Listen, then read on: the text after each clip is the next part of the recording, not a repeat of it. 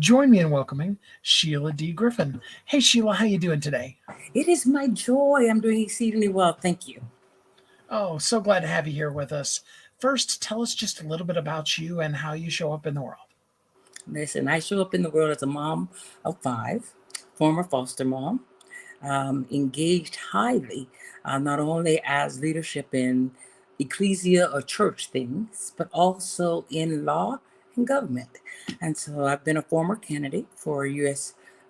Congress, and I have served in my community in just about every volunteer capacity I could find as I worked through many different things.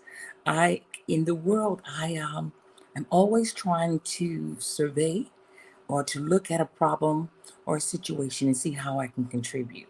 And whether there's some clarity in our positioning or in taking a separate look that's not on the page yet.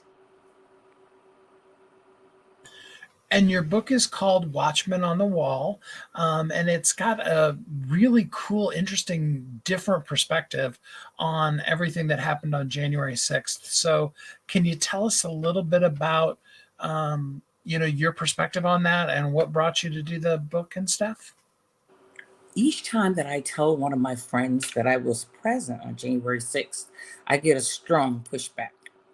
I had just completed running for Congress. I was not successful in the primary. So I was really working for other people's campaigns straight through November. And then I shut down. When I say shut down, I closed the office, I closed all accounts, I just disconnected. And after that, I really went back to my journal. I journal a lot to find out about what it is that God put in my heart while I was running. Because it couldn't be for nothing. I don't believe that. So I went through my journals, and there was one thing that was in my heart that I would be here for certain on January 6th. Now, many people know the whole systems, they are political nuts. I'm not. I'm not a person that knows exactly how many Congress people there were.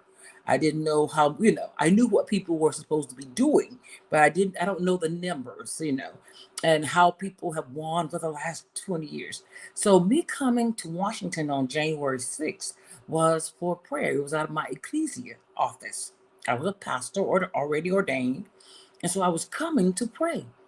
I arrived here, and I arrived with a companion, and we went over the day before and checked out everything and verified locations. And then we arrived on a freezing cold morning with me and my little jacket and everybody else in these big overcoats. Somebody gave me gloves and hand warmers, or I would have stuck to the wall. But I was simply arriving to somehow say that this is our nation, God, and this is your call. We are not Democrats. We are not Republicans. We are Americans, but I am a theocrat, which means I always vote however I find the text in the scripture to be faithful. So everybody can argue all they want to. I know that we're supposed to protect the environment. I also know we're supposed to protect babies. I know that we're supposed to take borders. I also know we're supposed to be humane to those who are at the border. So you're always looking for the balance. That's always intention. And so my intention was to show up, to pray thy will be done, and to be able to then have accomplished my purpose. And I thought it was so uneventful. I just came. There were about 2,000 people besides me. I said hi to everybody. We were friendly. And then we began to push and to pray for the nation. We were waving to senators and Congress people as they were coming in. About 11 a.m., we left. Because to me, I had done what I was supposed to do. So I had no idea. I knew that there was a rally because there were people coming and coming and coming and coming. But most of them were going down to the mall or to the President's Park. I didn't know where the President's Park was, and I didn't know where the event was. I just knew everybody was walking and jumping off of the metro. We followed the sound of a shofar. And so that was on the other side in the Senate Park, on the other side of the Capitol. And so that's how I got here. And I thought it was very nonchalant, like nothing really big. Like, Really, God, you want me here on January 6th praying for what? There's nothing going on here. It was really kind of passive to me. So as we drove across the bridge to enter into the Alexandria area, I thought, wow, I came all this way and just to pray. And, I know prayer makes a difference, but I really thought there's nothing happening up here. This doesn't make any sense. So, did you go back later that day, or was that the end of it for you for that day? I went home and watched the spectacle. Uh, I went home and started hearing the cries about bombs at the Democrat national headquarters and at the Republican national headquarters. Hearing the breach about I'm like, what are they talking about? That wasn't happening when I was there. So to me, I was like in an alternate world from what I had just seen and been a part of and what was happening. But I also didn't know the number of people that were there. That really surprised me later when I had to review tapes or things like that to actually inform myself of what actually was happening.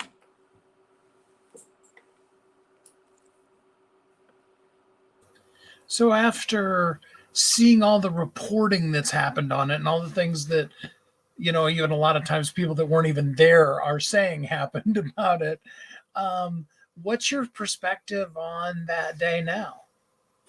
I believe that that day was a part of political derelictions on so many fronts. I believe because of the posturing, because of the climate of hostile language, and because of inability to actually protect citizens and protect our capital, that we were really in danger for real.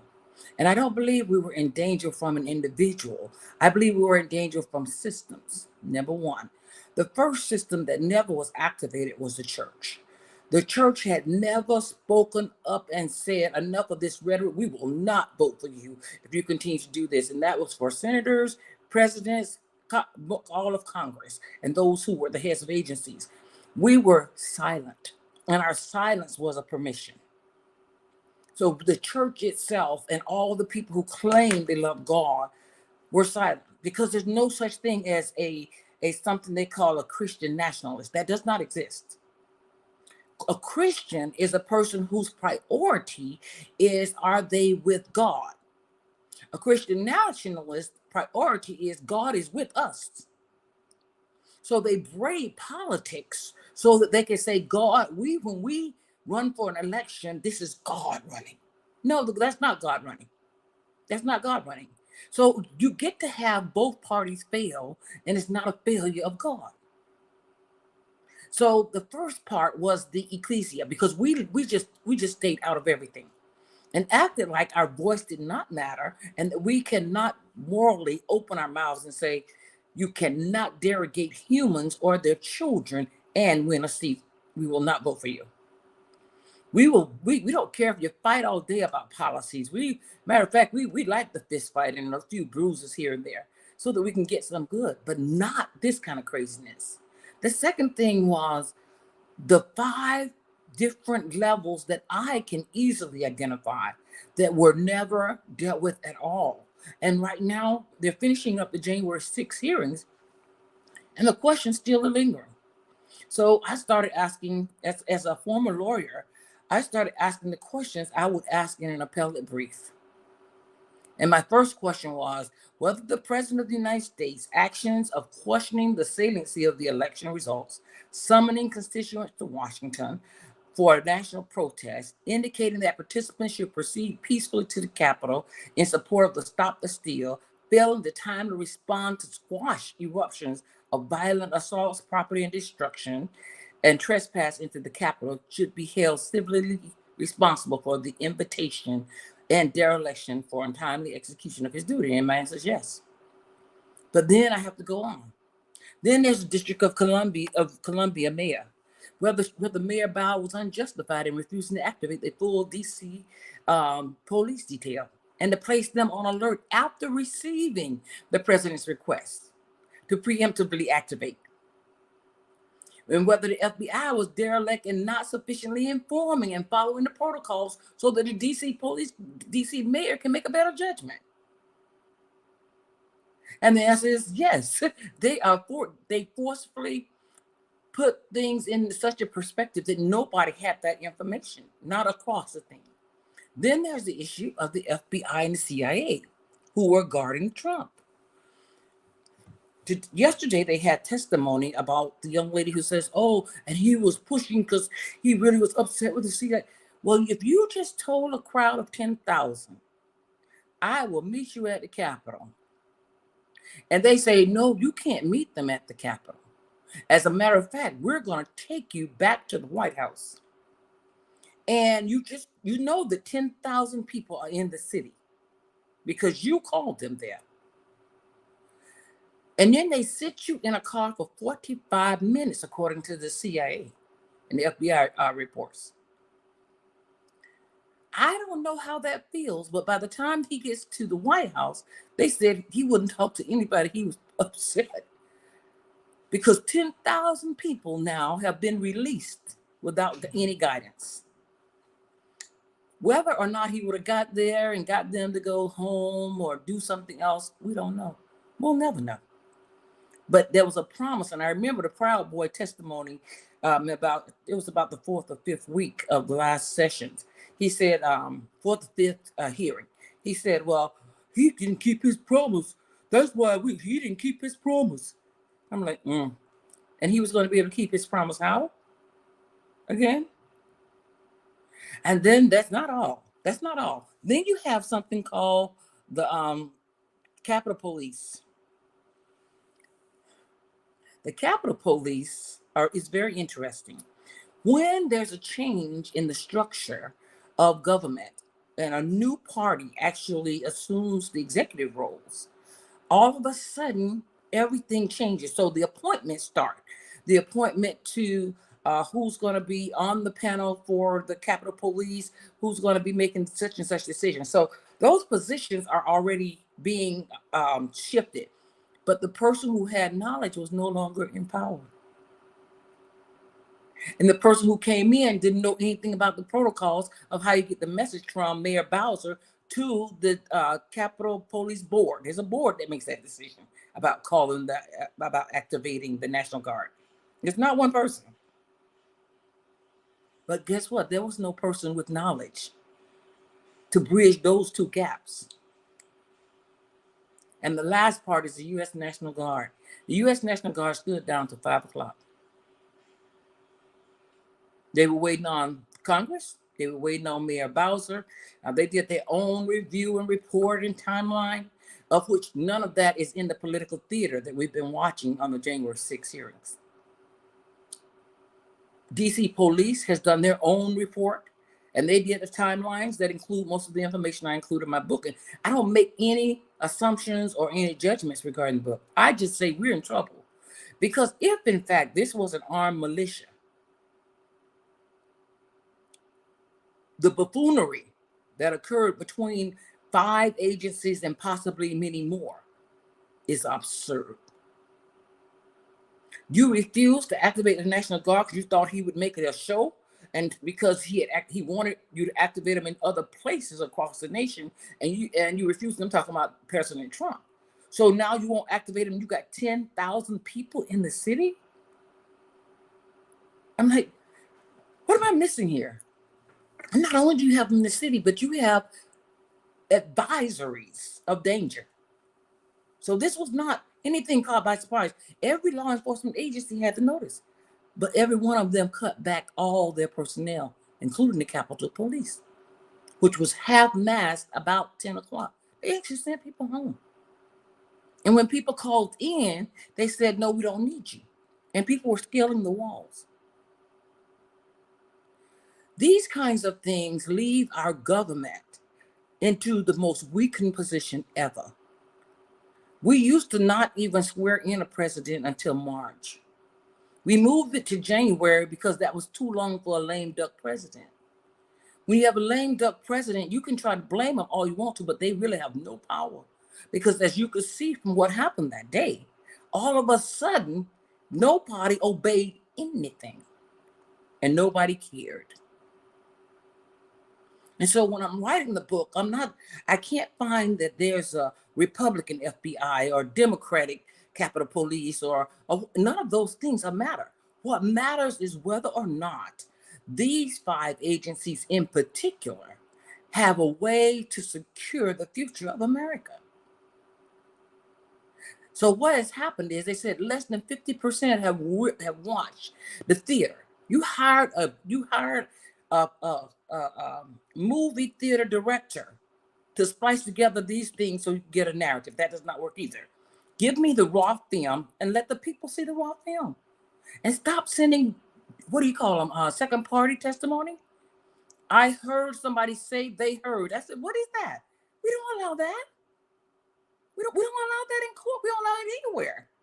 It's invalid. Where are the agents that were standing there who entered the media and started saying that's not what we said and that's not what was happening? They're not even called. Instead, you called the head of the agency that wasn't there. And so for many, we know it's political theater and we want more. We want something substantial. But there is a reckoning that's going on related to this. People are checking right out of government. People are saying we don't want any part of any of this. They're not watching the program, so that means they're not changing their votes. They're not actually, they're running away from the Democratic Party and the Republican Party. I know the Republican Party wants to believe that people who are leaving the Democratic Party are coming to them. And I heard the other day that there was somebody on the Democratic Party talking about, oh, the women concerned abortion are all coming to them. Well, guess what? The swelling is in the independents. You are not making friends. You are not making alliances. And they are checking out on you. And maybe you're happy because that means they won't vote in the primaries. But what it does mean is that you've got a generation that has decided that you cannot be trusted. And the only time they'll engage, and partially engage at that, is at the actual November elections. That's a sorry day for America. We need contentious voices. Contentious voices is good. That's how you get a constitution. They were not in there going, yes, I agree with you, John, and yes, I agree with you too, Madison. They weren't in there doing that. They were making hard arguments about what would be good over time, not just for a sporadic moment.